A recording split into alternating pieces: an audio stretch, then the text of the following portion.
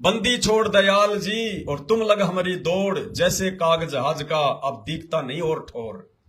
जिस दिन ये स्थिति हम भक्तों की आ जाएगी और वो अंतर्यामी भगवान देख लेगा कि ये मर जाएगा, ये चाहे भूखा मरे, चाहे प्यासा मरे, चाहे समाज के गालियों से मरे, चाहे ये तानों से मरे, ये मेरा भगत अब अपने मन में अपने गुरुजी और भक्ति के प्रति कोई जो है दोष नहीं लेके आएगा।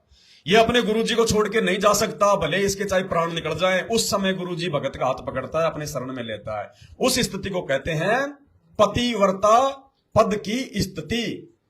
और जो ये पतिव्रता जो पद की जो स्थिति है भाई और बहनों, इसके ऊपर परमात्मा ने एक छोटा सा एक सत्संग हमें दिया है और यही समझाना चाहा परमात्मा ने कि जिस दिन हम पतिव्रता पद पे आ जाएंगे उस दिन देखना फिर भगवान के काम, भगवान क्या करता है, क्या कर सकता है भगवान। तो ये पतिव्रता पद को लेके एक छोटा सा 3 मिनट का गुरुजी का सत्संग है। इसमें गुरुजी ने स्पष्ट कहा है कि पतिव्रता पद जो है वो क्या होता है, और जिस दिन भगत पतिव्रता पद पे आ जाएगा उस दिन देखना फिर भगवान क्या करेगा। जैसे पपैया पैसा बूंद का प्यू प्यू। ये हिसार जेल वाले सत्संग हैं जो अभी आ रहे हैं, ये कोई सामान्य सत्संग नहीं है। एक एक सत्संग में बहुत गूढ़ बातें हैं। ये परमात्मा हमें विश्वास देने के लिए, हमारे को जो है भक्ति मार्ग में आगे बढ़ाने के लिए, दृढ़ता देने के लिए बंदी छोड़ की विशेष मेहर है आप और हमारे ऊपर। ये सामान्य सत्संग नहीं है। ये सत्संग ब्रह्मा विष्णु महेश के समझने से बाहर की बात है, उनकी बुद्धि से बाहर की बात है।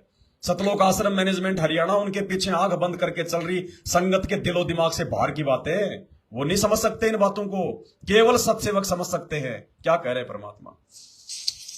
जैसे पपैया पैसा बूंद का प्यू प्यू लो लगाई, प्यासे जान निकल जागे सिख और नीर ना भाई गुरु से लगन कठिन है भाई। कि जैसे पपैया छोटा सा चिड़िया जैसा पक्षी होता है, वो केवल जब आकाश में बादल छा जाते हैं तब अपनी आवाज बुलाता है। उसकी आवाज पपैये की होती है, पपैये की पी पी पी पानी के लिए पुकारता है। बारिश हो जा तो उस जल को पीता, वो पृथ्वी के जल को नहीं पीता, बेशक मर गया। इसी प्रकार इसका उदाहरण परमात्मा ने दिया कबीर साहब ने कि जैसे पपैये की तरह तुम हो जाओगे कि अपने सतगुरु और गुरु के अतिरिक्त किसी से भी स्वप्न में भी कोई लाभ नहीं चाहोगे। दुखी हो चाहे सुखी हो, चाहे लाभ धनी हो चाहे निर्धन हो, कुछ भी देवता दिखे पर होने दो एक बार उसको। तो इसी प्रकार क्या कह रहे हैं परमात्मा? जब उस पपैये की तरह हम हो जाएंगे, जो पपैया अगर पानी पीता है तो स्वाति नक्षत्र के समय आसमान से जो बारिश होती है केवल उसी की बूंद पीता है।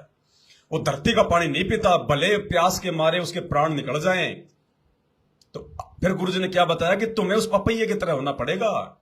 चाहे लाभ हो चाहे हानि हो, चाहे कोई भी डिमांड हो, संसार से नहीं, जगत से नहीं, अपने गुरुजी से, अपने भगवान से। भले लाभ हो चाहे हानि हो, चाहे मरो चाहे जीवो। तो कहते जिस दिन तुम उस पपैये की तरह हो जाओगे, चाहे कोई भी हो चाहे कुछ भी हो, और फिर गुरुजी कहते हैं कि होने दे एक बार जो होता हो।